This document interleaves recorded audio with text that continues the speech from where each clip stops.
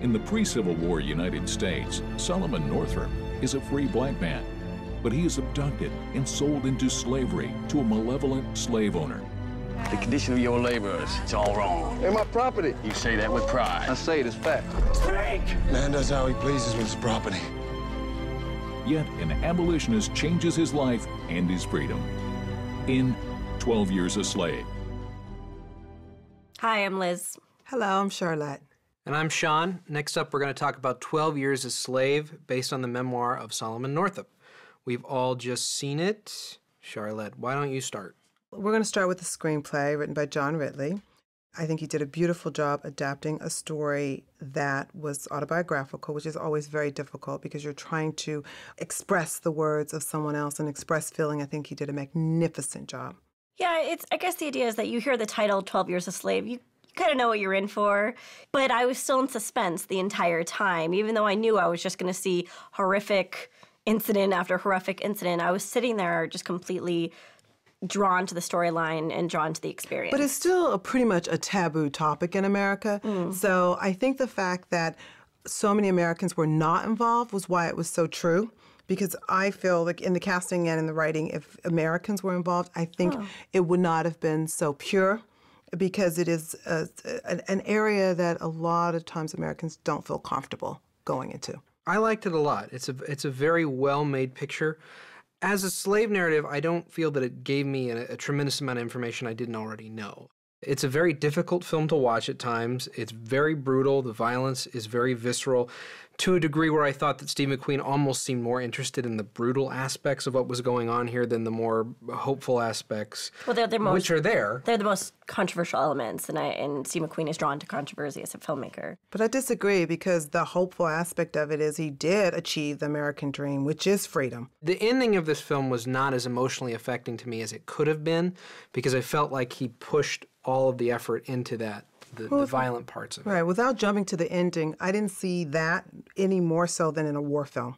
The film really followed an emotional arc of him putting up walls and those walls breaking down. And that was so exciting to watch. It wasn't this like traditional narrative of this man enslaved achieving freedom. I thought it really focused on the emotional through line instead of just the historical one. It must be horrifying to have experienced freedom and then have it taken away. Yeah. I mean, as opposed to coming here on a slave ship and never, really experience your life in America as a free person.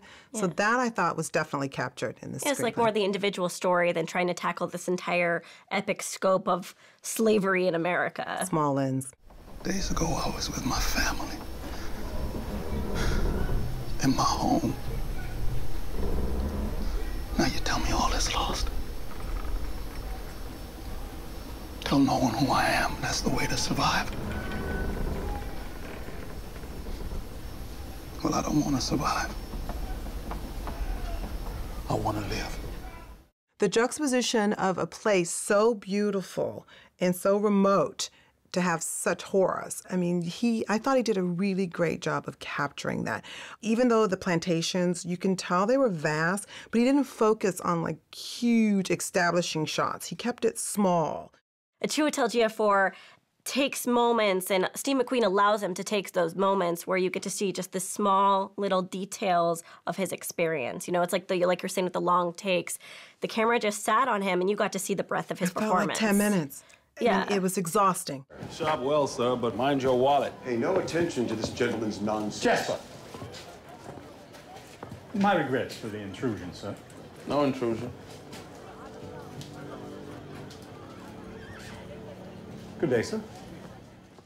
Lupita Nyong'o as Patsy was fantastic, and she showed a range that went from just harrowing, just to absolute desperation, to joy, to pride, and I thought she was just a gem. And it's probably the most tragic element of the film involves her.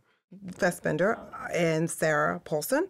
The struggle between the two of them, I thought was iconic.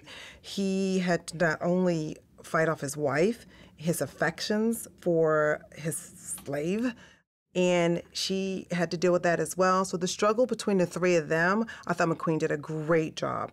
It's a great role for Michael Fassbender, who continues his work with Steve McQueen. He was in Hunger and Shame before this. He's a terrific actor, and I think the two of them just have, great work together.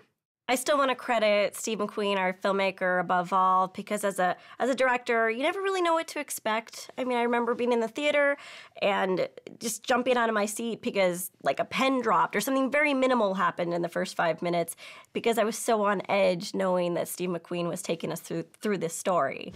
This is a complex film that depicts the horrors of the slave trade in an emotional, powerful way. See it.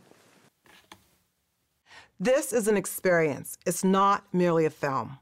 This is something you are not going to read in history books. See it. This film is so effective that I never need to see it again. However, I do think everyone else should see it. Cheers. Cheers. I don't think this is the appropriate film to make a pun about. Who knew the guy from The Great Escape could direct an emotional slave epic?